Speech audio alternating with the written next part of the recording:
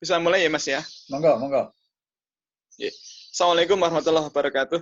Waalaikumsalam. Alhamdulillahi rabbil alamin waladzi anzala sakinata fi qulubil mu'minin yazdadu imana ma imanihim. Asyhadu an la ilaha illallah wa asyhadu anna Muhammadar Rasulullah. Allahumma shalli wa sallim wa barik ala sayyidina Muhammadin wa ala alihi wa sahbihi ajmain. Qala Allah ta'ala fi kitabil karim. A'udzu billahi minasyaitonir rajim. Bismillahirrahmanirrahim. Ya ayyuhalladzina amanu kulu min thayyibati ma razaqnakum washkuru lillahi in kuntum iyyahu ta'budun innama harama 'alaikumul maitata waddama walamal khinziri wa ma uhilla bihi li ghairillah faman ittara ghaira baghi wala atin fala isma 'alaih innallaha ghafurur rahim. Ibu bapak, teman-teman yang dimuliakan Allah Subhanahu wa taala, para alumni dan calon alumni termasuk Mukimers UK yang dimuliakan Allah Subhanahu wa taala. Alhamdulillah di sore hari ini, sore di Indonesia, kalau UK masih pagi, kita oleh Allah masih dianugerahi nikmat yang luar biasa. Alhamdulillah kita masih sehat walafiat, kita masih bisa melihat, kita masih bisa mendengar, kita masih bisa bernafas dengan lega. Tidak ada sesek, tidak ada mukus yang menyumbat saluran pernafasan kita. Alhamdulillah kita masih bisa beraktivitas dengan baik. Mudah-mudahan kita diizinkan Allah senantiasa sehat walafiat, sehat fisik kita, sehat iman kita, dan sehat rezeki kita. Sehingga kemudian kita bisa semaksimal mungkin beribadah di bulan Ramadan ini. Yang kedua, semoga sholawat dan salam senantiasa Allah limpahkan kepada baginda Rasul Muhammad SAW, dan semoga Allah limpahkan pula kepada keluarga beliau, juga sahabat beliau, para tabi'in, para alim ulama, dan semoga terlimpah ruah pula kepada kita sekalian yang sore ini bisa bermuajah di majelis Zoomiyah ini.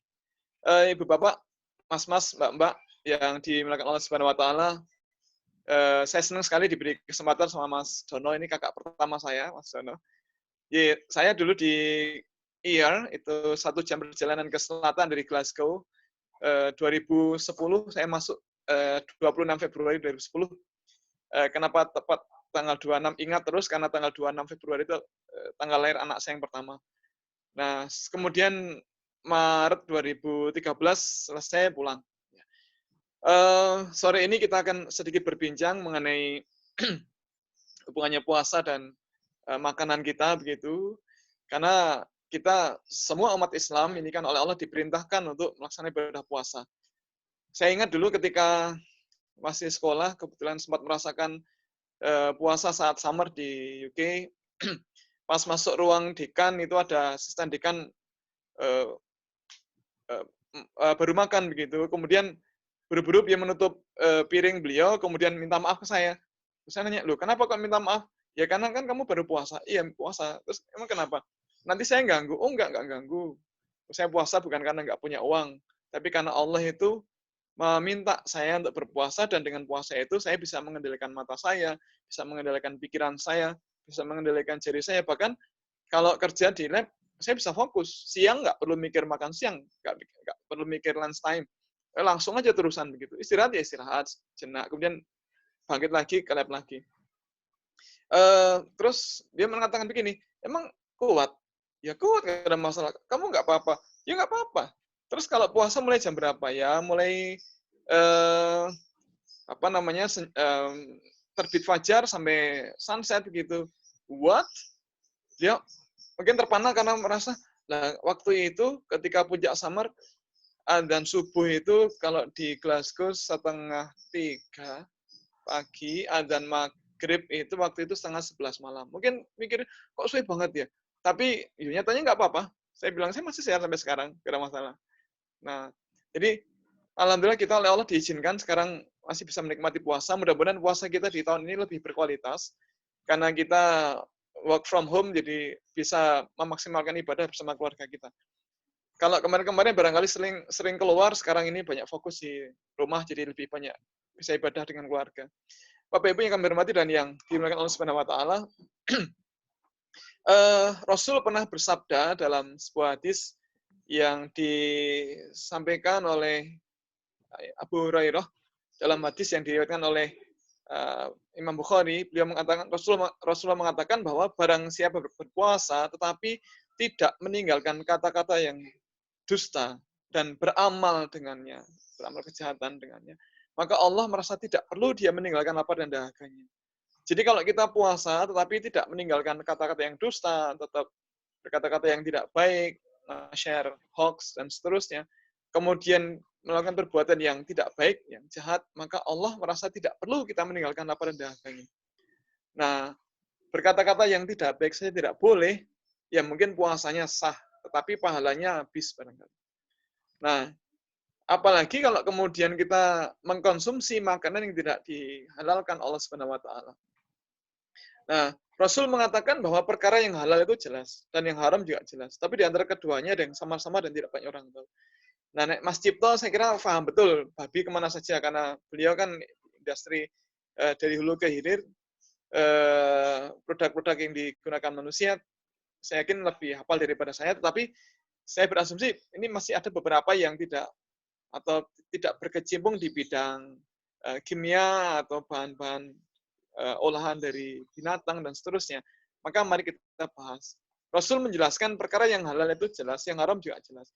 Kita tentu paham daging babi haram, paham jelas. Kemudian khamar haram jelas. Kemudian bangkai haram jelas.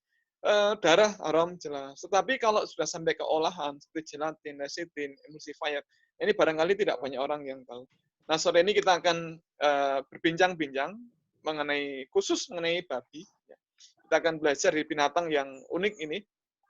Dan kita sebagai umat Islam kalau disebut nama babi kan langsung mundur. Alat kita menyala, kemudian kita langsung mundur jaga jarak. Nah, kita akan belajar kira-kira kemana saja produk-produk olahan dari babi itu menyebar. Bapak Ibu, kalau saya sebagai dosen di Fakultas Peternakan UGM, kebetulan ngajar mulai tahun 2000, sejak 99 sampai sekarang, fokus saya di nutrisi ternak sebenarnya. Kemudian sejak 2001 diminta gabung di Majelis Ulama Indonesia di LPPOM MUI DIY. LPPOM itu lembaga yang bertugas untuk memeriksa produk yang minta sertifikat halal. Nah, saya diminta bergabung sejak 2001 sampai sekarang sebagai auditor sertifikat halal. Nah, termasuk kalau ditanya binatang apa yang paling menguntungkan kalau diternakkan, saya katakan babi. Kenapa babi? Karena pertumbuhannya sangat cepat, pakannya gampang. Kalau sapi diberi pakan, kemudian tumbuh sampai siap dikawinkan butuh waktu 2 tahun. Kalau kambing domba itu 1,5 tahun. Kalau babi itu hanya 11 bulan. Nah, kalau kemudian dikawinkan, kalau sapi itu butuh masa bunting itu 9 bulan 10 hari. Nah, kalau babi itu 3,5 bulan. Selesai. 3,5 bulan lahir. Dan sekali bertelur, sekali melahirkan, itu bisa 12 sampai 15 ekor. Jadi langsung banyak sekali 12 ekor. Nah, kemudian si genjik diberi pakan dengan pakan yang sederhana, itu pun dia bisa tumbuh dengan baik. Dengan limbah restoran pun dia bisa tumbuh dengan baik. Dan 11 bulan yang akan datang, si genjik anak babi itu bisa dikawinkan. Kemudian, ketika dia berumur 3 sampai 4 bulan, itu genjik itu siap disapih. Bisa dipisah dari induknya. Nah, induknya siap dikawinkan lagi. Nah, kalau bunting, 3,5 bulan berikutnya lahir lagi 12 ekor dan seterusnya. Maka ini luar biasa. Dan hampir semua bagian tubuh babi bisa diolah menjadi bagian dari industri. Nah, kita akan bahas kemana saja produk-produk olahan babi itu menyebar. Mulai dari yang pertama, daging. Nah, kalau di UK saya kira berlimpah sangat banyak ya. Restoran, kemudian toko-toko yang menjual produk dari babi itu kan banyak sekali. Nah, kalau di Indonesia kita bisa coba deteksi kandungannya dan mohon maaf, saya beberapa kali ngajar S2 mata kuliah Sains Produk Halal di UGM. Nah, anak mahasiswa beberapa kali saya minta untuk survei, jadi praktikum, kemudian survei untuk melacak di Jogja ini babi itu dari mana, jumlahnya berapa, kemudian dijual di mana saja, harganya berapa, dan seterusnya. Bapak Ibu yang sudah kembali ke Indonesia, mohon hati-hati. Karena anak-anak mahasiswa kemarin mengatakan bahwa, jadi ketika mereka Jadi tiga pekan berikutnya saya minta kembali ke kelas, kemudian buat presentasi seminar kecil gitu. Setiap kelompok menyampaikan info yang diperoleh oleh masing-masing kelompok. Kemudian ada satu info yang buat saya terpana dengan presentasi mereka. Semua kelompok menyampaikan info yang kurang lebih sama. Mereka mengatakan bahwa omset penjualan daging babi di Jogja itu meningkat di 2 event utama. Meningkat di 2 event utama. 1 ketika menjelang Idul Fitri, 2 ketika banyak mantenan. Nah, ini hati-hati. Kenapa Idul Fitri? Karena di saat menjelang Idul Fitri di Indonesia ini kan harga daging sapi melonjak. Sekarang sudah naik, kemarin 120, sekarang 130-an per kilo. Standar. Kalau as dalam, sirloin, tenderloin di atas ya. Nah, menjelang pertengahan Ramadan nanti naik, menjelang Lebaran semakin tinggi. Nah, maka kemudian banyak orang menjual daging alternatif. Contohnya ini dioplos daging babi, hati-hati. Kemudian beberapa tadi juga catering, hati-hati catering. Karena tadi data dari anak-anak mahasiswa tadi itu menyebutkan bahwa itu meningkat di 2 event utama, 1 ketika menjelang Idul Fitri, 2 ketika banyak mantenan. Bahkan penelitian teman kami yang mahir menggunakan PCR, real time PCR, beliau mengatakan bahwa ada catering besar di Jogja yang kadang-kadang nakal. Ketika ditanya, loh kenapa pakai babi? Ya, kalau nggak pakai babi itu nggak ngejar keuntungannya. Nah ini hati-hati. Ini Bapak Ibu yang sudah kembali ke Indonesia, mohon hati-hati. Nah, istilah-istilah yang barangkali perlu kita kenal, barangkali ada yang belum familiar dengan istilah-istilah dari babi, tentu pig kita tahu lah pig, kemudian pork, daging babi, kemudian ada ham, kemudian ada swine, contoh di swine influenza, flu babi, kemudian porcine, ada yang baca porcine, contoh di insulin misalnya. Hati. Kemudian produk-produk olahan seperti sosis, salami. Di UK masih banyak, Bapak Ibu, monggo kalau hati-hati kalau beli sosis di Sainsbury atau di Tesco, di Asda, di Lidl, atau dimanapun di supermarket di UK, hati-hati. Dan tidak hanya di UK, kalau di Indonesia sudah banyak juga ini sekarang beberapa supermarket yang juga menjual sosis dari babi. Hati-hati. Poin kita adalah jangan membeli sosis kecuali yang punya sertifikat halal.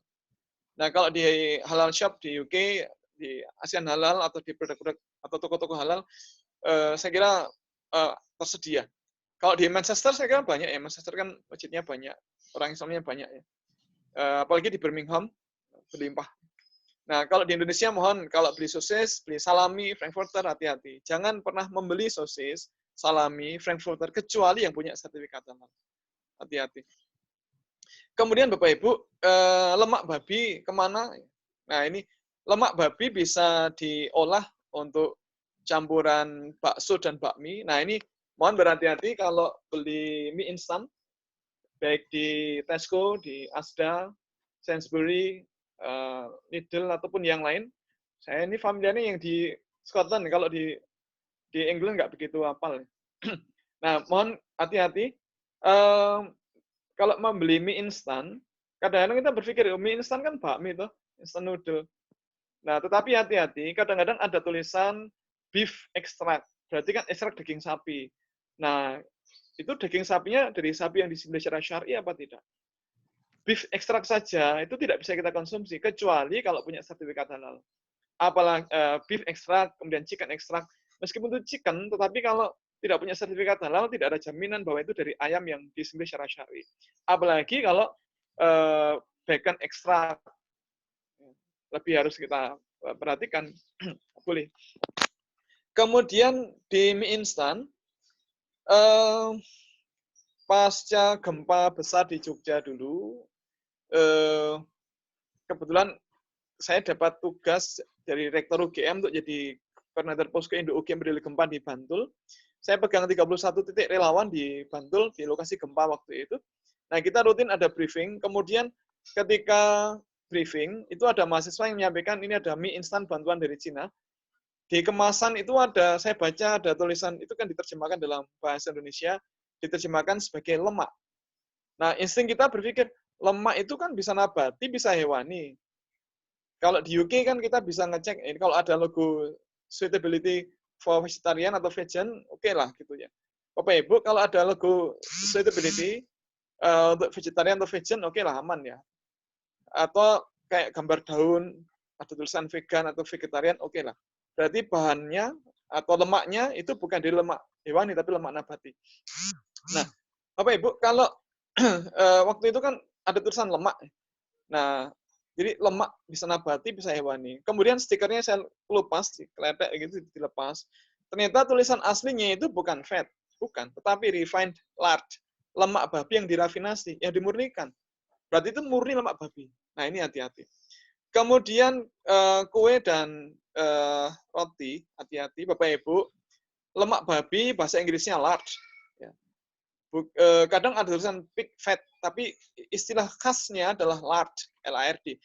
Nah, salah satu dosen di senia di Fakultas Peternakan UGM itu pernah dulu ketika kuliah, beliau menyampaikan bahwa beliau melihat ada roti, waktu beliau di Australia ada roti, di kemasan itu ada tulisan Arabnya, tulisannya lam alif ra dal. Bacanya apa? Bukan halal, bukan hak lam alif lam, tapi itu lam alif ra dal. Lard. Nah, orang awam mengatakan ini halal, ada tulisan Arabnya, ini halal, mana tulisannya halal? Ini, loh, itu bukan hak lam alif lam, tapi lam alif ra dal, lard, itu lemak babi. Nah, ini hati-hati, jangan sampai terkecoh. Saya ingat dulu tahun 2012 diundang ngisi 2012 awal atau 2011 akhir diundang lagi ngisi kajian di Aberdeen.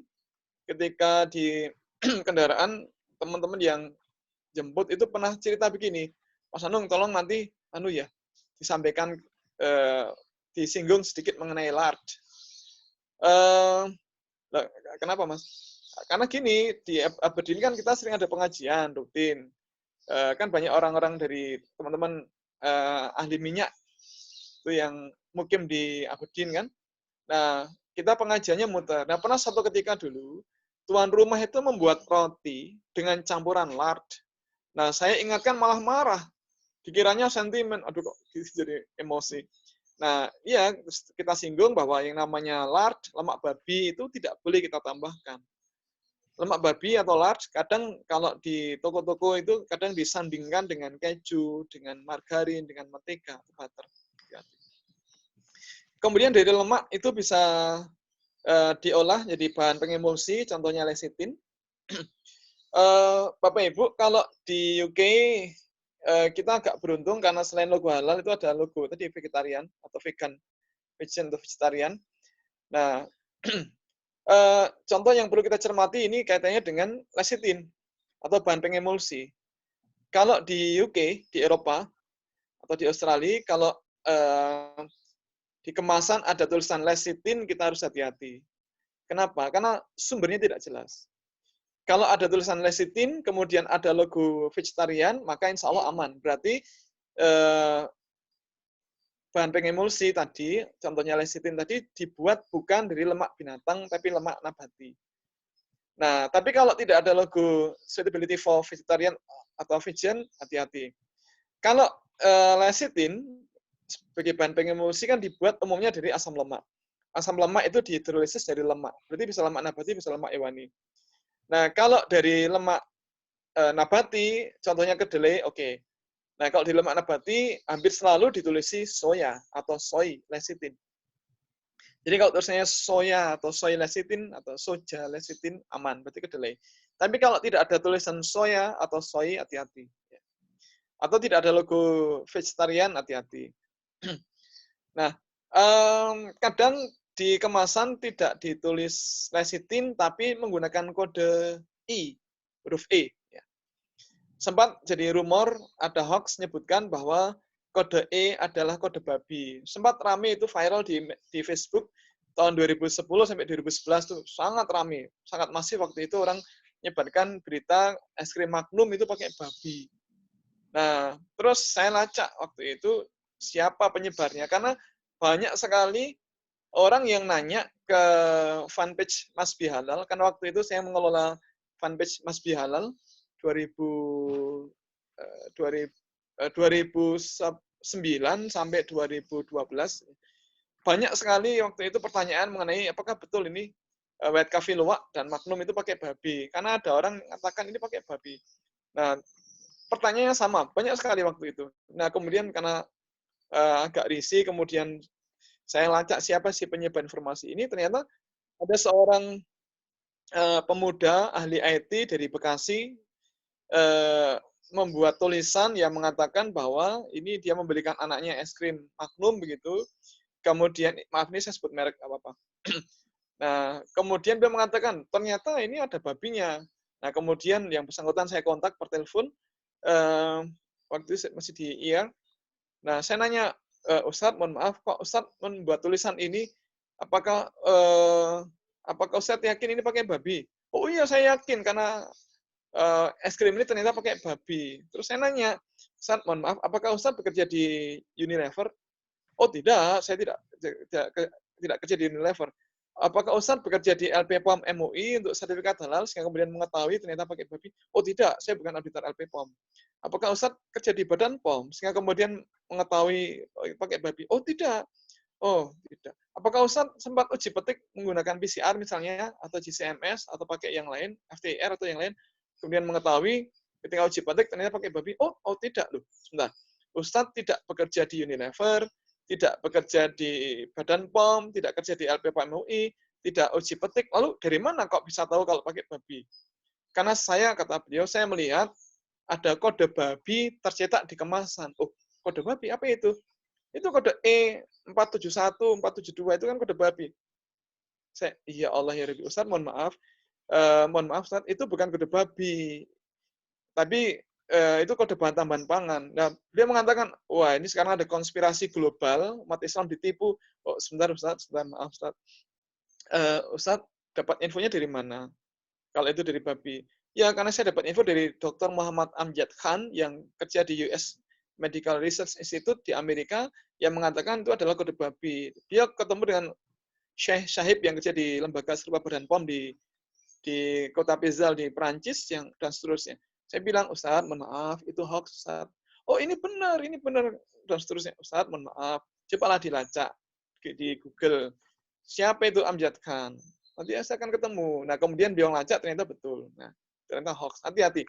Bapak Ibu, kode E itu bukan kode babi, tapi kode food additives, bahan tambahan pangan. Kode E itu kesepakatan di Europe. Europe berasal awalnya inisialnya kan Europe. Ini terkait dengan International Numbering System untuk food additives. Kesepakatan Eropa diawali kode E karena Europe, kalau Australia dan Selandia Baru dengan kode A Australia dan New Zealand. Kemudian kalau Amerika United States U. Kode A, E atau U diikuti dengan 3 angka itu bagian dari International Numbering System untuk food additives. Dia bisa bahan pemanis, pengawet, pengemulsi, bahan menstabil, bahan anti gumpal, dan seterusnya yang tidak ada hubungannya dengan babi. Memang harus hati-hati dengan E471 sampai 476, karena ini adalah bahan pengemulsi. Tetapi tidak identik dengan babi. Nah, E471 sampai 476 itu kode untuk bahan pengemulsi. Umumnya dibuat dari asam lemak. Asam lemak ini dihidrolisis dari lemak. Jadi tergantung asam lemaknya. Kalau menggunakan lemak babi maka haram, lemak nabati berarti dia halal, lemak hewan halal berarti halal atau haram. Bukan halal atau haram, tapi syubhat. Kenapa syubhat? Karena tergantung cara penyembelihan hewannya. Kalau lemaknya diambil dari sapi yang disembelih secara syar'i misalnya berarti halal. Tapi kalau berasal dari sapi bangkai berarti haram. Berasal dari sapi yang tidak disembelih secara syar'i maka dia haram. Termasuk kalau misalnya lemak yang di punggung sapi itu ada punuk, ada lemaknya diambil ketika hewannya masih hidup, bagaimana? Oh itu haram. Ibu bapak, ada hadis menyebutkan bahwa setiap bagian tubuh binatang yang terpotong ketika hewannya masih hidup maka ia adalah bangkai. Maka sangat penting kita perhatikan keberadaan logo halal di situ. Kemudian bapak ibu kita ke tulang. Tadi pertama daging, kemudian yang kedua lemak, yang ketiga tulang. Jadi tulang bisa diolah jadi bahan cartridge filter air mineral, AMDK air minum dalam kemasan. Ini kan pasti ada proses yang namanya penyaringan menggunakan filter. Nah, cartridge filter standar yang dipakai di industri minuman itu kan selulosa yang gulungan putih, ukuran porinya 0,2 sampai 0,3 mikron, mikron, ya. Sangat kecil sekali. Tetapi dia mudah tersumbat. Ya. Maka kemudian harus diolah dengan cara khusus dan repot gitu. Nah, kalau beli lagi mahal. Maka dulu pernah kita memergoi, ada perusahaan air minum menggunakan arang tulang babi sebagai filter penyaringnya. Maka kalau kami auditor LP POM MUI ketika mengaudit perusahaan AMDK, air minum dan kemasan, selalu yang kami incar selalu itu salah satunya adalah filter penyaringnya. Karena cartridge filter itu macam-macam bahannya. Ada yang menggunakan selulosa tadi itu, ada yang menggunakan charcoal dari arang kayu, bisa menggunakan main dari tambang, bisa pula menggunakan arang dari tulang binatang. Kalau dari bone mineral, ini tulang apa? Kalau tulang babi, ulama-ulama Syafi'iyah menajiskannya. Kemudian dari tulang bisa diolah, diambil gelatin untuk soft candy. Saya ingat dulu ketika jalan-jalan, karena beberapa kali diundang isi kajian di KBRI, di Victoria Court Station itu kan banyak yang jualan soft candy, macam-macam itu. Nah, pas rencana bulan depannya mau pulang ke tanah air, saya pengen banget beli soft candy. Tapi kemudian mikir, ini yang membuat kenyal apa ya? Karena nggak ada jelasan, ya sudah, nggak jadi beli. Bapak Ibu, jangan pernah membelikan anak-anak kita soft candy, marshmallow, dan seterusnya. Kecuali yang punya sertifikat halal. Kenapa? Karena gelatin dari tulang babi bisa diolah menjadi bahan pengenyal soft candy. Tidak semua permen-permen yang kenyal dari gelatin babi, tidak. Kalau di Indonesia ini ada UP misalnya sudah halal, artinya pengenyalnya bukan menggunakan gelatin babi, tapi menggunakan bahan yang lain. Mungkin gelatin sapi yang disembelih secara syar'i. Gelatin dibuat dari tulang atau kulit. Nah, tidak ada yang dari nabati, jadi pasti hewani gelatin. Kalau dari tulang atau kulit babi pasti haram. Kalau dari tulang atau kulit ikan, misalnya ikan pari, maka dia halal. Nah, kalau kemudian dari tulang atau kulit hewan halal, sapi, kambing, kerbau, domba, ayam, satunya adalah syubhat, tergantung cara penyembelihannya. Kalau tidak disembelih secara syar'i, maka menurut ulama Syafi'iyah hukumnya haram. Kemudian Bapak Ibu, dari tulang babi ini gelatinnya bisa dipakai untuk membuat senyawa anti lumer. Dulu pernah juga tergiur kepengen membeli es krim di UK, jadi kemudian mikir, lah ini anti lumernya pakai apa ya? Apakah pakai gelatin atau pakai bahan yang lain? Memang bisa menggunakan modified starch, pati yang dimodifikasi, bisa menggunakan karagenan, bisa menggunakan rumput laut, bisa. Ya. Bisa pula menggunakan tulang hewan halal yang disembelih secara syar'i. Dari gelatin hewan halal yang disembelih secara syar'i bisa. Tapi karena tidak ada kepastian, ya mending nggak usah beli aja lah. Terus ngancam besok kalau pulang ke Indonesia mau tak beli 1 kilo, akhirnya nggak jadi juga. Nah, gelatin begitu. Gelatin bisa pula dipakai sebagai senyawa untuk menghilangkan keruh-keruh pada jus buah. Termasuk di minuman keras itu keruh-keruhnya whisky, brandy, scotch wine, Kila Genever itu bisa dihilangkan keruhnya menggunakan gelatin. Nah, kembali lagi gelatin apa? Minuman keras yang dihilangkan keruhnya menggunakan gelatin babi itu tingkat keharamannya tingkat 2. Yang satu minuman keras, yang satu menggunakan gelatin babi. Tapi kalau kita beli jus buah harus hati-hati. Kemudian kapsul obat, Bapak Ibu, kapsul obat ini kan masih jadi bahan perhatian kita semuanya. Memang ada kapsul obat yang menggunakan bahan yang halal. Saya ingat dulu pernah ngisi kajian di salah satu pesantren di Jogja, pesantren Salafi, di teman-teman yang ngajinya bagus, ya pakai cadar dan seterusnya. Selepas ngisi kajian, pas diantar pulang, itu saya dibekali ada tas kresek, ada isinya sesuatu. Saya mau buka, saya sungkan ya, maksud nggak sopan dibuka. Nah, sampai di rumah tak tengok ini apa? Ya Allah, ternyata itu obat-obatan herbal. Nah, salah satunya itu obat kuat. Ya mungkin biar ngisi kajian kuat gitu ya.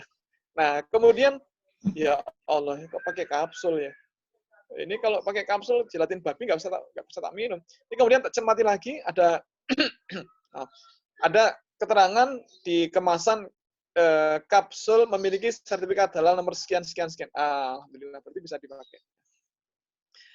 Bapak Ibu hati-hati, kapsul itu umumnya memang masih dibuat menggunakan gelatin. Sekali lagi, kalau dari gelatin babi maka haram, gelatin ikan dia halal, gelatin hewan halal syubhat.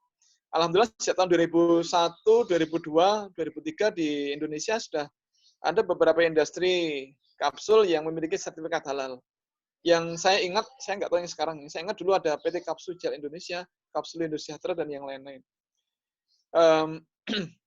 Kapsul bisa pula diolah, dibuat dari keraginan atau dari gum Arab atau dari modified starch juga bisa gitu ya. Kemudian Bapak Ibu di industri pertukangan ternyata tulang babi bisa diolah untuk jadi lem, glue. Maka kalau furniture itu meja kayu, kursi itu sebelum dipaku itu biar kuat dia bisa dilem dulu. Jadi setelah dipotong halus, diharuskan pakai sandpaper, itu sebelum dipaku dilem dulu biar semakin kuat. Nah, lem itu bisa pula dari tulang dari babi, meskipun tidak mesti dari itu. Kemudian lem dari sandpaper juga begitu. Bapak Ibu yang sudah kembali ke Indonesia, ke tanah air, tentu paham makanan namanya onde-onde. Nah, onde-onde itu kan wijennya ditempelkan satu-satu ya. Kalau sandpaper tidak ditempel satu-satu, tapi dioleskan lemnya itu di kertasnya itu, kemudian nanti tinggal ditaburi serbuk sandpapernya. Nah, lemnya bisa, meskipun tidak mesti, itu bisa menggunakan bahan dari tulang babi. Kemudian, nah ini Bapak Ibu, dari tulang bisa pula diambil mineral. Dan salah satunya dipakai untuk anti-caking agent, senyawa anti gumpal. Bapak Ibu yang terutama sekarang masih tinggal di UK, banyak produk yang dijual di supermarket seperti di Asda, di Tesco, di Sainsbury, Subway, itu produk-produk yang bentuknya serbuk, produk makanan seperti gula, table salt, kemudian maizena, kemudian tepung tapioka, tepung terigu, kemudian coffee, terus apa lagi ya? Yang bentuknya serbuk. Di UK itu banyak di kemasan saya perhatikan itu ada anti-caking agent, anti gumpal. Nah, ini penting ditambahkan di situ untuk membuat agar bahan-bahan yang bentuknya serbuk tadi itu di musim dingin dia tidak menggumpal. Tidak lembab kemudian menggumpal. Nah, yang penting bagi kita itu emulsifier-nya apa? Kalau emulsifier-nya itu menggunakan share screen. Kalau emulsifier-nya menggunakan olahan dari tulang babi ya jadi haram. Kalau dari arang tambang oke, nggak ada masalah. Kalau dari charcoal, arang kayu oke, nggak ada masalah. Hati-hati. Kemudian setelah tulang kita bahas berikutnya. Mas Dono nanti ada waktu untuk dialog nggak Mas? Ada ya? Oke, nanti. Ya, oke. Kemudian setelah tulang, kulit. Bapak Ibu, dari tulang kita bahas kulit. Ya.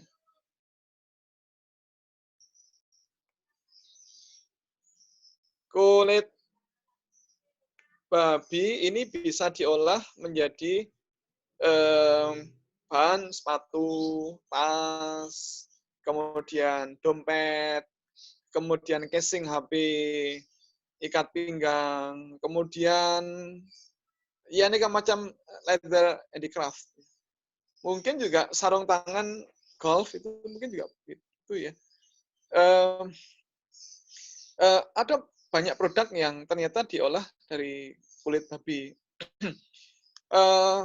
Yang paling penting begini, Bapak Ibu mohon perhatikan cirinya itu. Jadi saya tanyakan di situ bahwa kulit babi itu punya ciri khas, di mana ada lubang bekas cabutan bulu yang membentuk pola titik segitiga. Itu lubang folikel atau bekas cabutan bulu. Memang ada lubang yang acak ya, 1 atau 2 nyebar, tapi banyak yang ngumpul, 3 begitu. Nah, ngumpul 3-nya itu bisa segitiga sama sisi, bisa sama kaki, bisa jejer, 3. kanan kiri. Gitu. Dan ciri ini tidak ada di kulit hewan yang lain. Tidak ada di kulit sapi, kulit kambing, kulit domba, kulit ayam, apalagi kulit kacang itu nggak ada.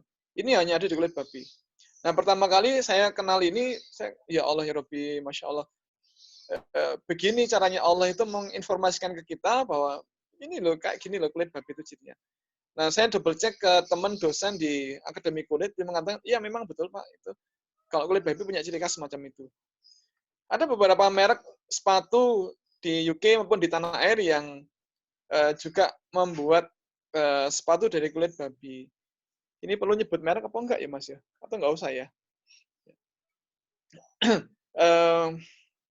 Enggak usah ya. Tapi kalau nanti butuh ya kita sampaikan. Yang penting adalah kita lihat itu ciri pola titik segitiga itu ada lubang bekas cabutan bulu atau folikel bekas cabutan bulu yang bentuk pola titik segitiga tadi. Kalau ciri itu ada, berarti kemungkinan besar itu dari kulit babi. Kalau itu tidak ada, berarti bukan dari kulit babi. Jadi varian yang lain. Kemudian berikutnya kotoran babi. Ibu, Bapak, Mas, Mbak, kotoran babi ternyata dipakai sebagai bisa dipakai sebagai pupuk tanaman, buah-buahan. Seperti kalau di Jepang, di Cina dipakai untuk pupuk tanaman apel, jeruk, dan yang lain-lain. Sehingga bertanggung jawab pada warna merah mereka kulit apel Fuji di Jepang, misalnya gitu. Gak usah jauh-jauh ke Jepang, di tanah air kita di Indonesia juga banyak buah-buahan yang dipupuk menggunakan kotoran babi. Bukan banyak, tapi ada. Contoh misalnya begini, buah jeruk yang paling enak itu jeruk mana? Kan jeruk Medan. Nah, ketika ngisi kajian di Sebulu Salam Aceh, dari Kuala Namu, kemudian jalan darat ke selatan, ke arah Sebulu Salam Aceh itu kan melewati Brastagi, Sibulangit, Sidikalang, dan seterusnya. Nah, kemudian pas nyampaikan materi ini di warga masyarakat di Sebulu Salam, kota Sebulu Salam Aceh, beberapa jamaah pengajian mengatakan, lah itu kan banyak sayur-sayuran di Brastagi yang dipupuk pakai kotoran babi. Kentang, wortel, kol, mungkin juga lombok di situ, stroberi. Nah, hati-hati. Kemudian berikutnya bulu. Bapak Ibu, bulu babi dipakai untuk apa? Nah, ini menarik ternyata. Kita pernah buka dapat catatan dari BPS, Badan Pusat Statistik. Ada catatan bahwa kita pernah impor bulu babi dari perusahaan Anping di Cina itu sebanyak 282.983 kg atau 283 ton. Itu senilai 1.713 sekian US dollar. Nah, ini kan banyak sekali. Maaf, bulu babi 1 kilo dengan besi 1 kilo lebih berat yang mana? Sama kan, sama-sama 1 kilo. Nah, tapi kalau bulu babi 1 kilo seberapa? Nah, itu 1 kilo. Kalau 1 karung itu kira-kira 3 kilo. Nah, kalau 283.000 kilo, itu berapa karung itu? Nah, ternyata itu diimpor untuk membuat kuas cat tembok. Tetapi banyak pengusaha makanan tidak paham. Dipakailah kemudian untuk mengoleskan mentega, margarin, telur di permukaan roti. Kadang ada minyak goreng dioleskan di situ. Gak hanya roti, juga yang lain. Kalau roti ini misalnya roti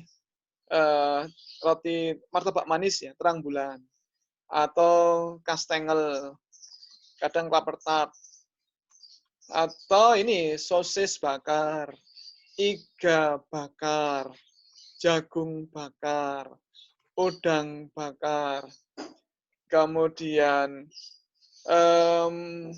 apalagi yang lain ya, termasuk ikan asap ya. Ikan asap itu ternyata bumbunya itu dioleskan kadang-kadang menggunakan kuas.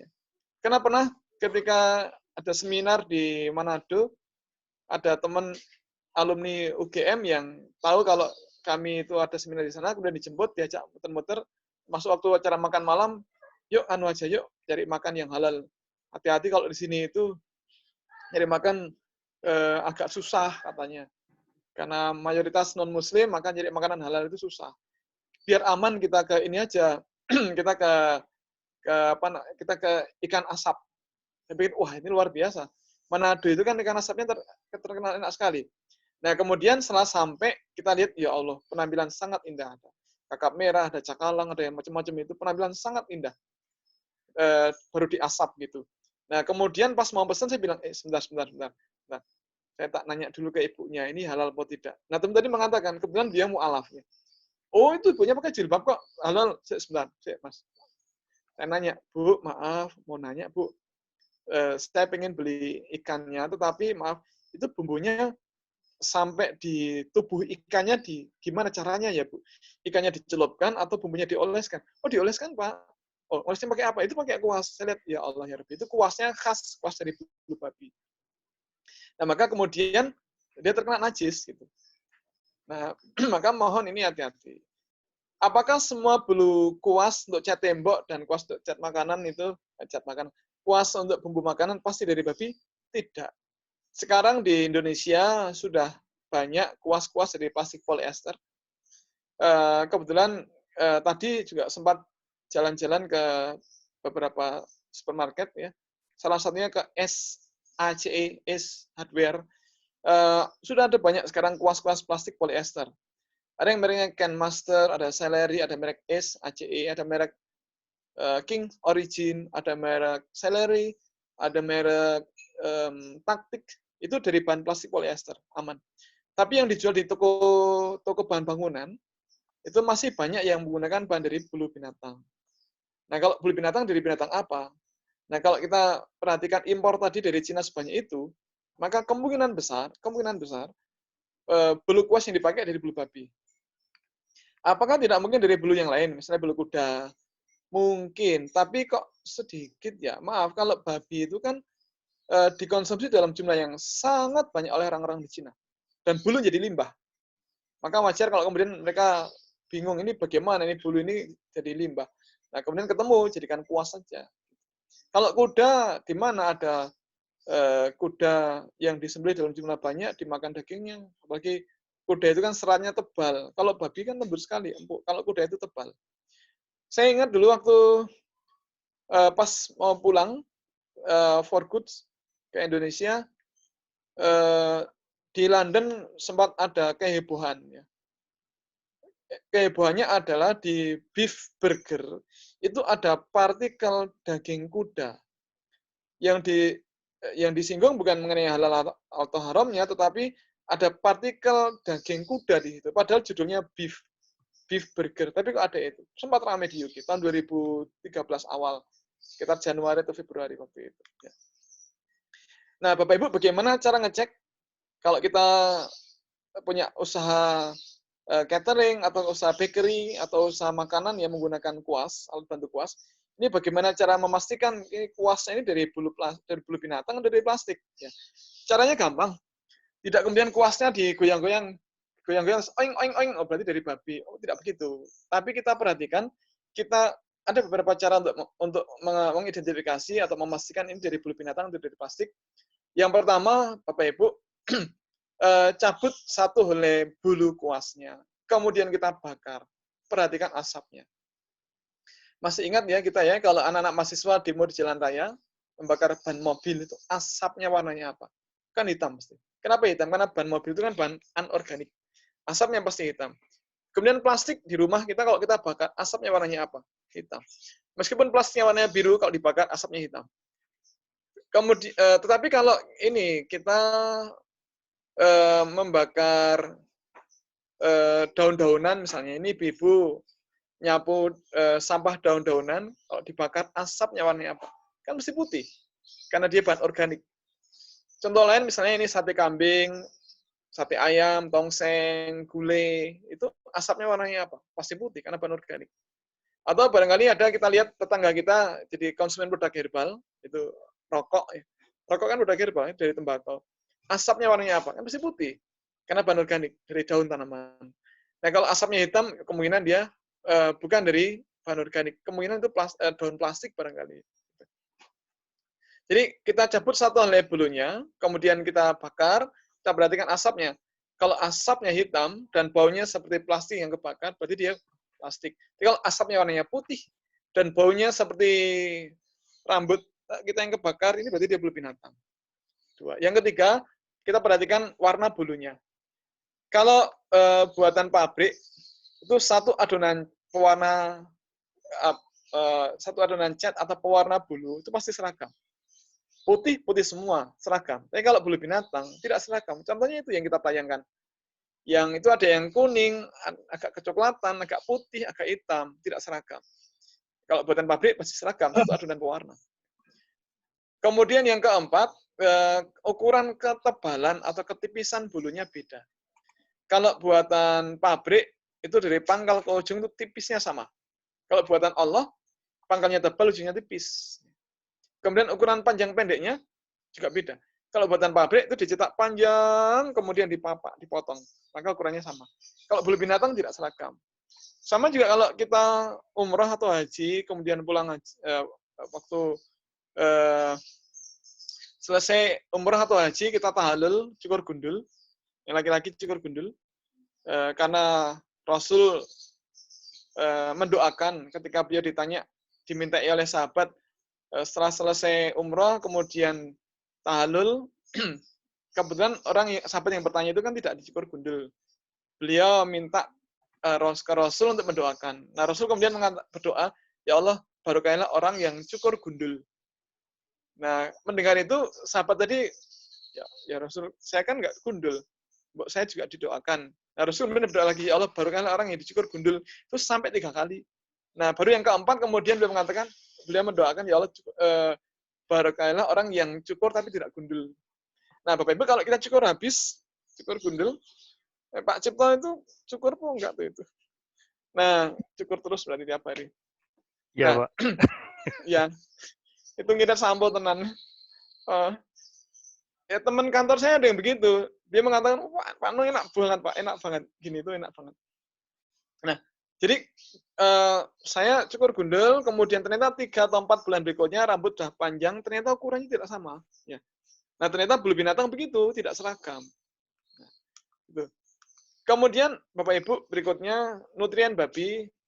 Kita 3 menit lagi, insya Allah. Nutrien babi diolah jadi berbagai produk, makanan, minuman, obat, dan seterusnya. Termasuk gliserin. Gliserin itu banyak dipakai di minuman-minuman, ya. Termasuk, bukan minuman, di kosmetik, maaf.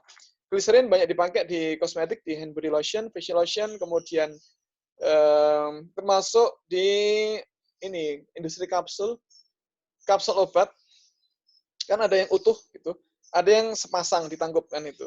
Nah, dibuka, obatnya dimasukkan, ditutupkan lagi. Nah, supaya tidak lepas, itu kapsul itu dilem. Nah, lemnya itu tidak menggunakan upa atau sega. Mas Jono peso sega, Mas. Nasi. Nah, tidak menggunakan itu, tapi menggunakan gliserin. Nah, gliserin ini kan tadi senyawa turunan lemak. Nah, kalau dia lemak nabati, oke, nggak ada masalah. Lemak hewani apa? Kalau lemak babi, lemak-lemak syariah mengharumkannya. Kemudian, contoh lain, insulin. Hormon insulin dipakai di para penderita diabetes. Ya. Insulin tidak semuanya dari babi, ini sebagian besar dari manusia, dari human insulin. Ada lagi insulin babi atau porcine insulin, orang kadang banyak porcine. Ya. Kalau dari sapi ini bovine insulin. Kita ingat kalau di UK itu ada istilah, kalau dari sapi ini bovine, kalau dari kuda equine, kalau dari anjing itu canine, nah kalau dari babi ini swine atau porcine, ya, bukan swine tapi porcine. Nah, porcine atau porcine insulin ini ternyata laporan di International Diabetes Federation itu menempati peringkat kedua dengan 17%. Sebagian besar memang dari manusia. Bovine insulin juga ada 8%, sisanya yang 5% campuran antara babi dan sapi. Kita bisa zaman sekarang ini ya ngelacak insulin yang dipakai atau yang dijual itu dari sapi atau dari babi, tinggal kita lacak saja. Contoh heparin. Saya pernah lacak ini heparin yang saya tayangkan gambarnya di layar itu. Heparin itu ada yang bovine, ada yang porcine. Yang tak tayangkan yang porcine. Yang bovine ada. Nah, yang bovine boleh kita pakai. Yang porcine tidak boleh kita pakai, kecuali darurat, tidak ada alternatif yang lain. Terakhir sebagai penutup, ini usus babi bisa diolah jadi sosis tadi, bisa pula jadi benang jahit luka. benang jahit luka karena zaman dulu namanya catgut. Cat itu kan kucing, gut gastrointestinal tract atau saluran pencernaan. Usus. Nah, dulu pakai usus kucing, ganti lagi usus domba. Nah, sekarang orang mengetahui bahwa ternyata binatang yang tingkat kekerabatan atau kedekatan DNA-nya paling dekat dengan manusia adalah babi. Nah, maka usus babi dipakai sebagai benang jahit luka, itu bagus ternyata untuk jahit, tidak ada bekasnya. Kemudian cangkok jantung dan ginjal. Cangkok jantung dan ginjal dari babi ke manusia sudah banyak dilakukan. Dan umumnya sekarang kalau orang sakit ginjal yang sudah sangat parah, cangkok jantungnya bukan dari jantung manusia. Zaman dulu jantung manusia. Sekarang ada masih, tetapi sangat sedikit. Kenapa? Karena kalau ginjal, manusia punya sepasang ginjal di pinggang. Ya. Di pinggang kita punya sepasang ginjal. Ginjal kita kalau sehat, satu bisa kita donorkan ke orang lain. Ke saudara kita atau orang lain yang membutuhkan. Kita pakai satu ginjal yang normal, itu insya Allah bisa. Tapi kalau jantung, kita hanya punya satu jantung, tidak mungkin kita donor, kecuali harus meninggal. Nah, ternyata kemudian orang mencoba cari informasi, ini kira-kira jantung apa yang cocok. Nah, ternyata kalau dari berbagai studi, yang paling cocok adalah jantung babi. Dari sisi ukuran, pas ya. Kalau pakai jantung sapi terlalu besar, jantung ayam terlalu kecil, ya, jantung babi ukurannya kira-kira sama. Kemudian kedekatan DNA-nya, gitu. Apalagi sekarang di Amerika, sudah ditanam gen manusia di tubuh babi, sehingga diharapkan tidak ada lagi reaksi penolakan ketika jantung babi dicangkokkan di tubuh manusia. Saya kira demikian, mudah-mudahan ada manfaatnya. Monggo barangkali ada yang ingin didiskusikan, kita persilakan. Assalamualaikum warahmatullahi wabarakatuh. Waalaikumsalam warahmatullahi wabarakatuh. Mas Nanung, sangat menarik, mencerahkan, membuka pikiran kita, membuka wawasan kita, apalagi akan pentingnya apa yang kita konsumsi dan apa yang dekat dengan aktivitas kita sehari-hari. Tadi yang penting memang yang kita konsumsi langsung, tetapi juga disebutkan tadi beberapa yang potensi yang secara tidak langsung akan Ada beberapa tadi yang topik yang tentang obat, kapsul dan sebagainya. Di sini ada beberapa teman kalau nggak salah yang bergabung. Nanti saya mintakan bantuan komentarnya. Tapi saya undang yang sudah komentar di sini dari Pak Iwan Aryawan. Iwan Effendi nih. Iya, Pak Nanung. Gliserin yang ada di pasta gigi itu biasanya terbuat dari apa? Gliserin. Oke, langsung ya Mas ya. Dan cepat. Gliserin itu kan turunan lemak ya. Dia dari asam lemak. Lemak dihidrolisis menjadi asam lemak dan gliserin atau gliserol. Nah, dia bisa di lemak nabati, bisa di lemak hewani. Kalau dari lemak nabati seperti minyak kelapa, minyak sawit, minyak bunga matahari atau minyak jagung, oke. Tapi kalau dari minyak hewan, lemak hewan, ini hewannya hewan apa? Kalau dari babi ya tidak boleh. Kalau dari sapi disembelih secara syariah apa tidak? Oh, maaf gini, perlu saya sampaikan bahwa Bapak Ibu semuanya, kalau kita cek di website, barangkali ada beberapa ulama mengatakan itu gliserin babi nggak apa-apa dipakai. Nah, gini, biar tidak salah paham. Bapak Ibu, kita di Indonesia umumnya mengikuti mazhab Syafi'iyah. Mazhab Syafi'iyah itu berpendapat bahwa semua produk olahan dari babi dalam bentuk apapun tidak boleh dipakai, ya, kecuali darurat. Tetapi para ulama dari mazhab Hambaliyah di Timur Tengah, di Saudi, di Emirat, di Mesir dan sekitarnya itu umumnya mereka ikut pendapat dari Imam Ahmad bin Hambal. Nah, mereka para ulama Hambaliyah atau Hanabilah berpendapat bahwa jika bahan-bahan dari babi itu sudah sangat berbeda sifat dengan daging babi, maka dia menjadi halal. Jadi boleh. Contohnya seperti gliserin. Gliserin babi yang dipakai pada pasta gigi oleh para ulama Syafi'iyah nggak boleh dipakai. Tapi kalau ulama dari mazhab Hambaliyah mungkin boleh. Waalaikumsalam. Monggo. Masuk. Berapa Pak? Kita ngisi pengajian. Masuk. Oke. Pak Nanung, jadi biar gampangnya, biar sederhananya, apakah kalau kita cari pasta gigi, cari yang ada logo vegetarian, vegan begitu? Oh iya, betul. Oke. Ya, cari yang ada logo halal atau logo vegetarian, itu lebih aman. Oke. Karena ini saya konsisten mungkin 10 menit lagi buka puasa di Jogja, atau waktu kita cuma kurang lebih 10 menit lagi. Jogja 10 menit nanya, Mas. Oke, saya cepat-cepat aja nih. Nah, oke. kemudian yang tadi, kalau definisi halal itu bukan makanan saja, kosmetik, alat tulis itu dalilnya, dan juga sampai tadi buah-buahan dan sayuran yang dipupuki kotoran babi jadi haram. Ini simpelnya dalilnya seperti apa, Pak? Oke, gini Mas. Halal haram itu untuk dikonsumsi. Kemudian kalau bersentuhan itu najis atau suci. Nah, setiap benda najis itu haram dikonsumsi, gitu. Jadi fikihnya begitu. Nah, sekarang bagian dari tubuh babi itu najis apa tidak? Itu ulama dari madzhab Dzohiriyah berpendapat, dari Imam Abu Dzohiri berpendapat bahwa bagian tubuh babi yang telah lepas dari tubuh itu tidak najis. Tetapi ulama-ulama dari madzhab Hanafiyah, Hambaliyah, hati-hati nggih. Ulama-ulama dari madzhab Syafi'iyah, kemudian Hanafiyah dan Hambaliyah berpendapat bahwa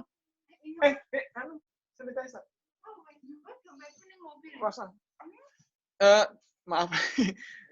Jadi yang dari madzhab Syafi'iyah, Hanafiyah, Hambaliyah berpendapat bahwa bagian yang basah dari babi itu najis. Ulama-ulama Syafi'iyah berpendapat itu najis berat. Ulama-ulama dari madzhab Hambaliyah najis sedang. Nah, kalau najis dia haram dikonsumsi. Gitu. Iya, tenun. Kemudian sertifikasi sudah dijawab tadi kurang lebih dari Pak Cipto. Tidak semua badan sertifikasi halal dunia diikuti MUI, dan sertifikasi halal mana yang bisa kita ikuti ada di situs MUI. Jadi monggo Pak Cipto dan teman-teman lihat di situs MUI. Kemudian yang urusan dengan kesehatan ini dengan obat, Mbak Mumu Danis tanya vitamin dengan soft gel bagaimana untuk baby dalam kandungan vitamin dengan soft gel. Okay. Sama Mas, jadi soft gel itu, soft gel itu kan yang membuat jadi gel itu apa? Apakah modified starch, yang dimodifikasi, atau karagenan, atau gelatin? Nah ini yang lebih aman kalau di UK cari yang punya logo halal, sertifikat halal, atau yang suitable for vegetarian. Kira-kira begitu. Oke, Matur nuwun. Saya mintakan mumpung ada teman saya di sini, Pak Ebo Widarisman. Pak Ebo bisa komentar tentang kapsul bahan obat-obatan yang monggo, alhamdulillah. Pak Ebo, monggo. Pak Dono, untuk kapsul, sebenarnya kalau di Indonesia ya, itu udah ada kesepakatan. Jadi kapsul itu, Badan POM hanya memperbolehkan untuk kapsul yang sudah mempunyai sertifikat halal. Dan kalau untuk, begitu pula dengan soft gel, menggunakan yang halal. Gitu, Pak Dono. Oke, dan jadi kapsul gel itu, kapsul itu sendiri, tadi sudah disebutkan ya, termasuk dari karagenan, ada juga yang dari seaweed ya, yang dari rumput laut.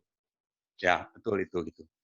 Baik, terima kasih Pak Cuma Ibu. kok nggak ada halal MUI-nya ya Pak? Gimana Bu? Produk yang kok nggak ada halal MUI-nya gitu? Artinya tidak diproses kan sama produser. Ya, gini, Mbak, untuk halal. memang saya bisa jawab karena sampai saat ini kewajiban untuk semua itu belum ada, kewajibannya belum ada. Jadi memang Undang-Undang Jaminan Produk Halal sudah meminta, tetapi belum diwajibkan. Kewajibannya belum dijalankan. Jadi, tapi sebagai informasi tadi Pak Ebo sudah menjelaskan bahwa semua produk yang berada di Indonesia tidak boleh bersumber yang kapsul, tidak boleh bersumber dari hewan babi. Boleh dari seperti yang disebutkan tadi dari sapi.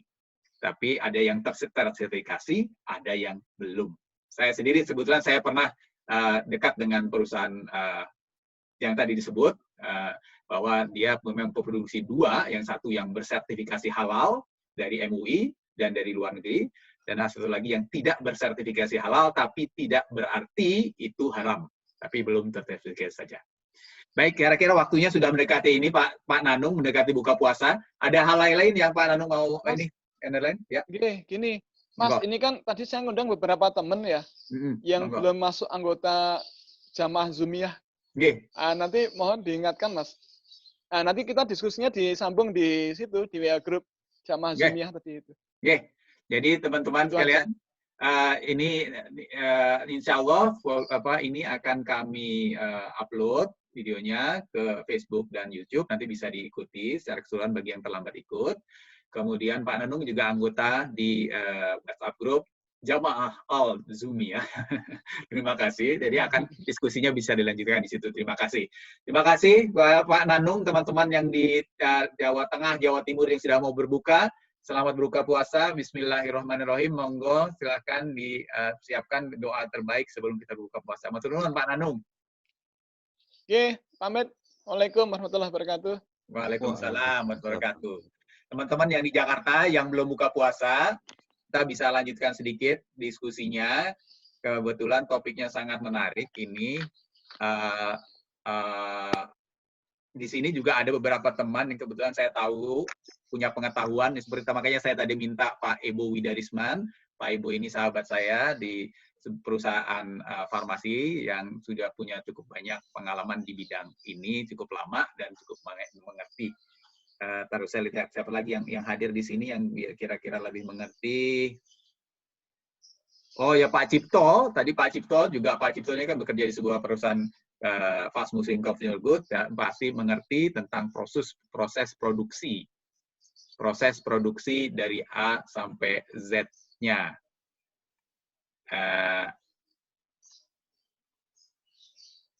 Gitu. Baik, kalau saya minta ini deh, Pak Ibu sedikit tambahan lagi. Kalau obat di Indonesia, Pak Ibu, obat apa sih yang sudah tersertifikasi halal, Pak Ibu? Ini, kalau saya tidak bisa hafal Pak Dono, cuma secara prinsip Badan POM itu kan sudah jelas kalau untuk labeling ya, bahwa kalau untuk obat, jika dia obatnya itu mengandung babi, maka harus disebutkan mengandung babi dan ada gambar babi di kemasannya. Itu ada ketentuannya. Dan jika dia bersinggungan dengan bahan babi juga harus disebutkan, itu sudah ada ketentuannya. Nanti biasanya akan tertulis bersinggungan dengan bahan babi gitu. Jadi itu labeling di Badan POM sudah diatur sedemikian rupa gitu. Cuma tidak memang kalau kita bicara obat belum banyak obat yang disertifikasi halal. Yang sudah banyak adalah obat-obat yang kebanyakan bukan obat, tetapi lebih banyak yang saat ini itu adalah suplemen. Jadi misalkan vitamin-vitamin, itu udah banyak yang mengarah kepada halal certification. Tapi kalau obat, saya tidak seingat saya yang misalkan obat resep dokter itu yang sertifikat halal, seingat saya belum ada gitu. Mungkin saya salah, tapi bisa dicek di halal org ya di MUI ada list produk-produk yang halal. Tapi sepanjang saya ketahui kalau untuk obat resep itu yang mendapatkan sertifikat halal rasanya masih belum ada. Ya, baik. Kalau obat batuk sudah ada 3, masuk lagi. Obat batuk ada 3, Mas. Obat batuk itu ada obat batuk herbal antangin, kemudian Nelco spesial, kemudian Herbacough itu sudah punya sertifikat halal. Baik. Ya, betul. Itu tadi yang saya menjelaskan obat resep, yang dengan resep, Pak. Karena kalau misalkan itu tadi termasuk obat yang over the counter atau dia termasuk dalam obat tradisional yang biasanya orang bisa langsung konsumsi tanpa resep dokter.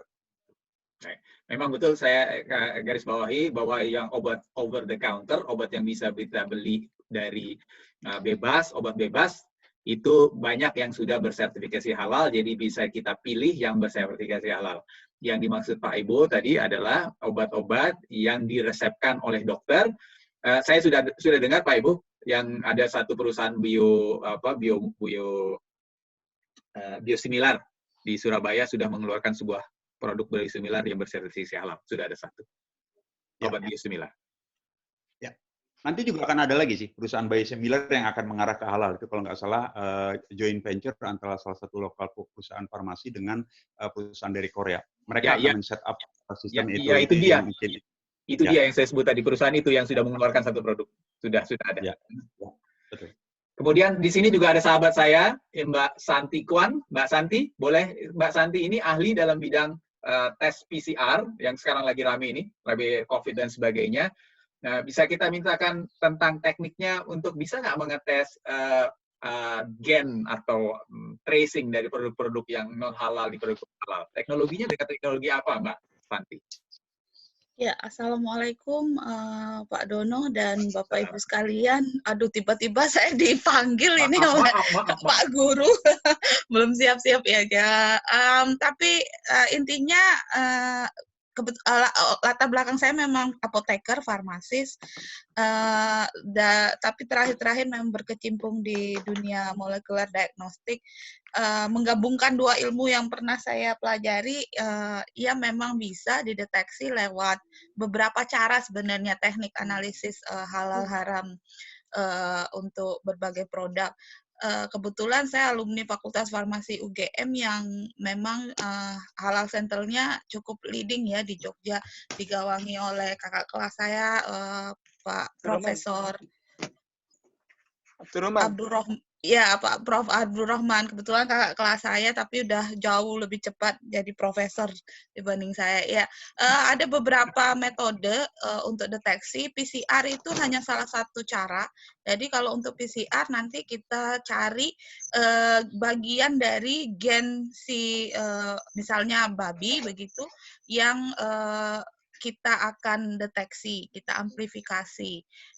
Seperti saat ini fenomena COVID sama kita pakai PCR untuk mendeteksi keberadaan gen RNA bagian dari RNA dari COVID gitu. Jadi sama saja. Tapi sebenarnya ada cara-cara lain bisa mendeteksi asam lemaknya yang spesifik untuk babi dengan berbagai teknologi seperti liquid chromatografi ataupun mass chromatografi, bisa dari proteinnya juga. Jadi memang banyak penandanya. Tapi PCR menjadi salah satu alternatif juga. Gitu. Oke, matur nuwun. Mbak, mau tanya boleh, Mbak? Boleh. Kalau yang quick test yang biasa dibawa oleh Badan POM atau lembaga yang lain, misalnya langsung dites di tempat di mall, itu bagaimana ya Mbak sensitivitasnya ya? Mobile. Untuk kembali lagi ini sama aja rapid test gitu dengan yang fenomena COVID itu tergantung dari apa sih penanda yang dideteksi Bapak. Jadi saya nggak bisa pukul rata sensitivitas untuk semua tes portable seperti itu. Jadi kalau antibody ya kita harus teliti item per item Bapak. Tapi untuk sensitivitasnya saya rasa bisa cukup tinggi asal memang di produknya tervalidasi dengan baik. Karena yang tes yang portable seperti itu kalau untuk halal haram lebih banyak mengarah ke deteksi asam lemak maupun protein. Jadi lumayan tinggi asal memang bukan yang sembarangan, kasarannya begitu. Karena dan enggak bisa dipukul rata karena kan banyak tipe, banyak merek sama seperti rapid test COVID sekarang. Gitu. Oke. Berapa menit terakhir saya kasih kesempatan kepada rekan-rekan semua yang mau tanya atau komentar. Nih walaupun pembicara utamanya sudah buka puasa, mungkin masih dengar, masih enggak, udah enggak ada. Tapi bisa, ini mungkin ada Ustadz Ebo nih, Ustadz Ebo dan beberapa rekan lain. Monggo, silakan kalau ada yang mau tanya langsung. Ya, Pak Dono, mungkin saya mau share sedikit. Ya, tadi kan Ustadz Nanung kan sempat share mengenai hoax halal haramnya beberapa produk, misalnya tadi disebut salah satu produknya Magnum atau White Coffee ya. Saya cuma mau apa yang dijelaskan Ustadz Nanung udah jelas, cuma saya pengen nambahin aja bahwa untuk beberapa brand yang dari multinational company ya, itu bisa jadi halal di satu negara, tapi dia tidak ada sertifikatnya untuk di negara lain ya, karena memang sertifikat halal ini kan sekarang kan masih market driven ya, karena regulasi kita kan cuman mengcover ada batasannya ya, misalnya kalau di Indonesia untuk makanan minuman ya, tapi kan kalau sekarang kita lihat fenomena di Indonesia itu ya bahkan kosmetik atau produk-produk untuk laundry dan sebagainya itu juga sudah ada sertifikat halalnya juga ya, karena sekali lagi itu adalah market driven ya, makanya jadi sangat wajar kalau produk-produk tertentu misalnya sama-sama mereknya Magnum itu halal di Indonesia, ada sertifikat halalnya, tapi misalnya yang di Inggris itu belum ada sertifikat halalnya karena ya itu market driven ya. Makanya memang ya buat kita konsumen paling aman itu adalah melihat ya, karena kita tidak semuanya ahli seperti Ustadz Nanung, walaupun kita juga berusaha mengikuti ilmunya beliau, ya paling aman ya lihat sertifikatnya aja. Jadi kalau produk itu udah ada sertifikat halalnya, ya silakan dinikmati. Itu aja sih. Oke, matur nuwun, Pak Jitol. Pak Dono boleh nanya nggak? Mas Santi. Ini tadi menyambung Ustadz tadi, Nanung tadi, mohon sepertinya belum sempat bertanya, udah ya waktunya berbuka. Jadi untuk kosmetik nih, karena saya kan ibu-ibu, tadi yang saya tangkap sekilas itu kalau bagian dari babi yang sudah terlepas dari hewannya itu tidak lagi najis. Berarti seberapa urgensinya kita melirik halal tidaknya suatu kosmetik begitu. Nah, apakah ini siapa itu yang hanya market driven lagi? Ini siapa yang bisa jawab? Ya saya lagi cari nama Ustadz di sini siapa yang pikirnya nih. Pak Zen udah nggak ada nih Pak Zen. Oh masih ada Pak Zen. Pak Zen udah buka puasa ya Pak Zen? Pak Zen udah puasa Pak Zen sudah buka puasa di Jogja ini. Walaupun namanya masih ada, tapi kemungkinan enggak. Nantilah berikutnya ya, Mbak. Kayaknya kalau yang jawab itu harus yang benar-benar... Ini Pak Zen Maulana ya? Bukan. Oh, bukan. Pak Iwan? Oh, ada Pak Iwan. Pak Iwan, bisa kasih komentar Pak Iwan? Pripun Pak Dono? Oh, ada. Ini, tadi pertanyaannya Mbak San. Kalau buat kosmetik, Pak Zen. Kalau kosmetik, tadi kan Mas Nanung bilang sedikit bahwa kalau ada beberapa mazhab, beberapa ulama yang tidak mengharamkan, silakan, tidak mengharamkan komponen babi yang sudah terlepas dari hewannya, kurang lebih gitu, membolehkan.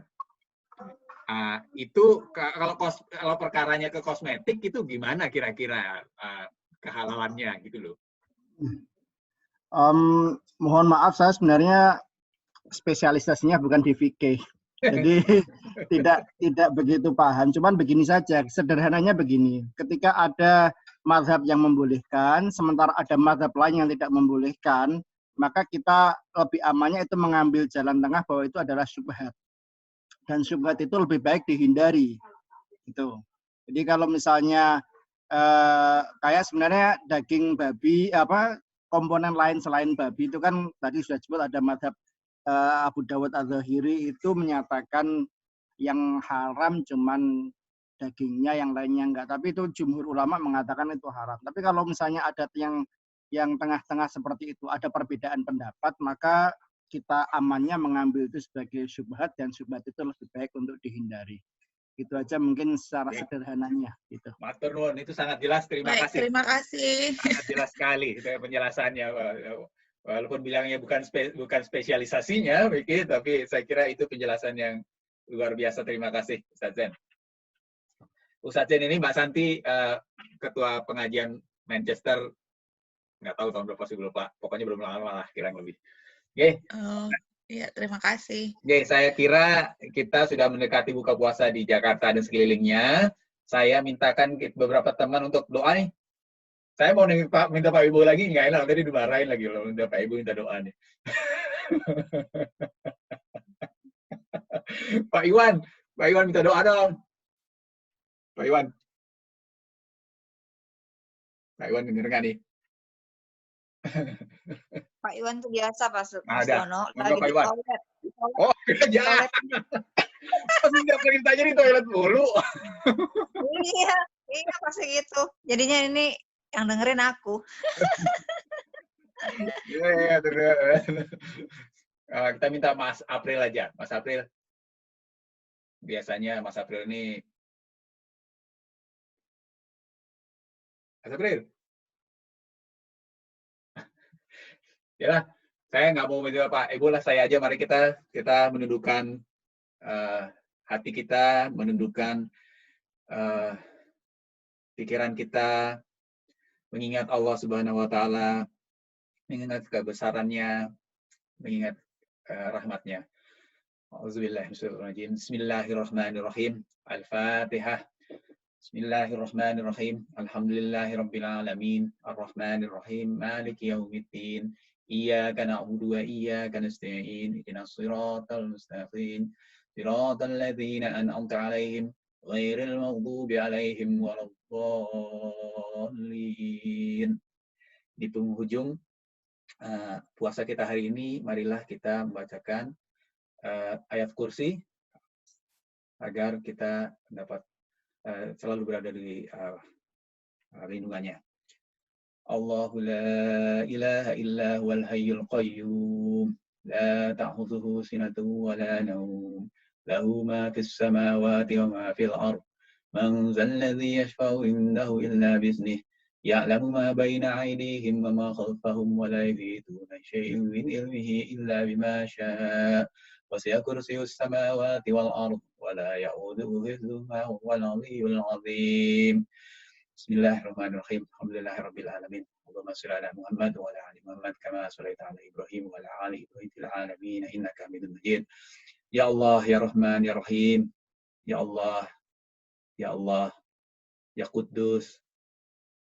Ya Allah yang Maha Pengasih, Maha Mengetahui, Maha Mengampuni, Maha tahu segala isi di hati kami, Maha Penguasa, Maha Pengatur, Maha Pemaaf, Maha Penyayang. Ya Allah, jadikanlah setiap detik kami, detik-detik yang membawa kedekatan padamu, ya Allah. Jadikanlah puasa kami hari ini puasa yang Engkau terima, ya Allah. Puasa yang Engkau berkahi, ya Allah. Puasa yang akan membawa kami jauh dari neraka, ya Allah. Ya Allah, jadikanlah puasa kami hari ini menjadi penolong kami nanti di alam barzakh, ya Allah, di alam kubur, ya Allah.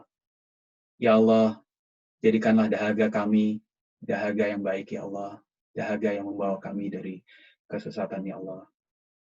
Ya Allah, jadikanlah setiap tarikan nafas kami, setiap detak jantung kami, setiap ucapan kami, setiap langkah kami menjadi langkah kebaikan, ya Allah.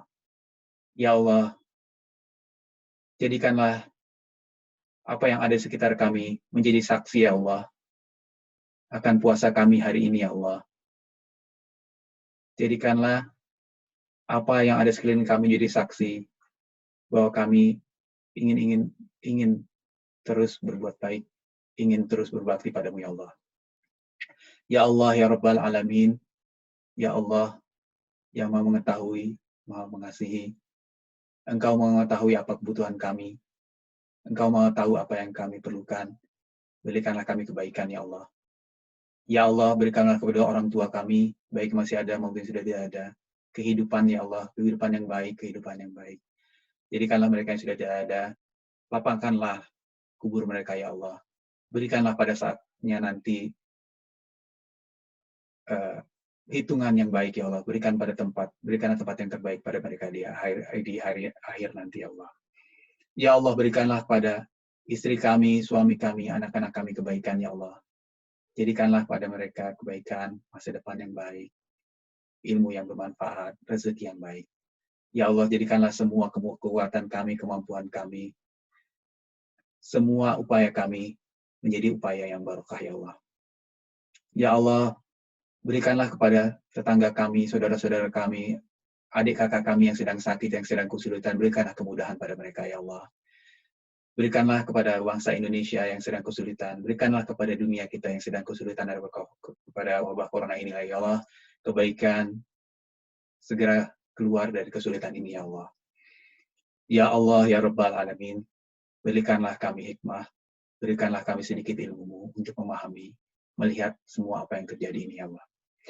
Ya Allah, berikanlah kepada sahabat-sahabat kami yang ada di jamaah hari ini, dan sahabat yang tidak mungkin hadir, dan semua teman-teman kebaikan, ya Allah. Rezeki yang baik, ya Allah. Keluarga yang maghfirah, ya Allah.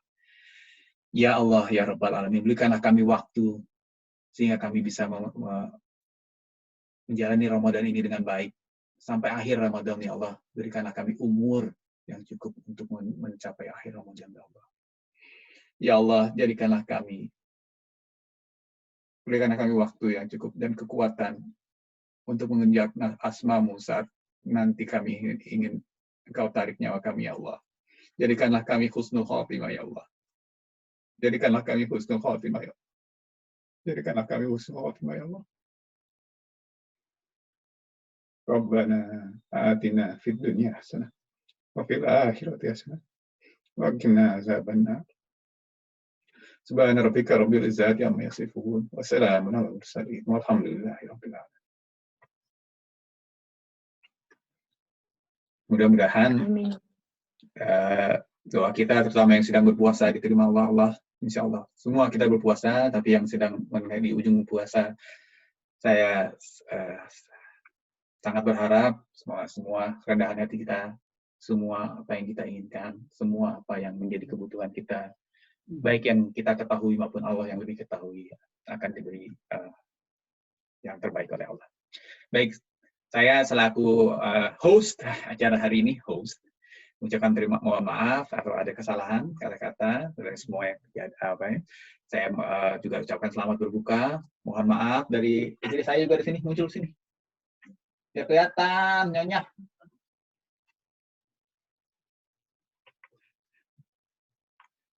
Ayo yang lain yang biar kelihatan dong, nyalain videonya dong masing-masing. Nyalain videonya biar kita lihat Mas Cipto dan Mbak Nida. Itu dia Mbak Mumu, Mas April, Pak Sulung, Mbak Juju, Mbak Elena, halo Mbak Ani, Bara, Mbak Ati, Mas Suban, Waalaikumsalam, Mas Iwan, Mas Petit, Mas Hendri. Wah, Mas Hendri sama Titis nih, karena Titis sudah lama ketemu. Mas Tri Widayatno, wah Newcastle ini udah. Mas Agus dan Mbak Ersa, Mbak Santi, Mbak Mirza Satria, ini bahasa Arab siapa nih? Nggak bisa saya bacanya. Mas Rian, Nurul Hidayah, Nevi. Mas Rian, Miriam ini, tuh Mas Rian, udah tunggu di sini sepeda loh Mas Rian. Ini Pak Petit ini kayaknya teman SMA saya nih Pak Dono. Loh, ketemu di sini. Baru ketemu. Pak Ibu, apa kabar? Pak Ibu, apa kabar Pak Ibu? Mana nih orang-orang mau kenal Pak Ibu nih? Mbak Mirza Satria. Ini ini nih istri saya nih, Nida nih. Oh, Mbak Nida. Ada Petit juga nih. Matur nuwun semuanya, selamat berbuka puasa. Insya Allah kita ketemu lagi pada berikutnya. Nanti saya carikan topik yang menarik, mudah-mudahan bisa ketemu. Mbak Ati, tetangga saya yang paling dekat. Mbak Ati. Assalamualaikum. Waalaikumsalam. Sampai ketemu. Kalau salah-salah, ya sampai ketemu. Nanti dibuat lagi undangannya. Insya Allah minggu depan hari Sabtu sore pukul 4 sore. Terima kasih ya. Terima kasih. Assalamualaikum. Goodbye. Goodbye. Bye. Bye. Ciao, ciao. Don't forget yourself.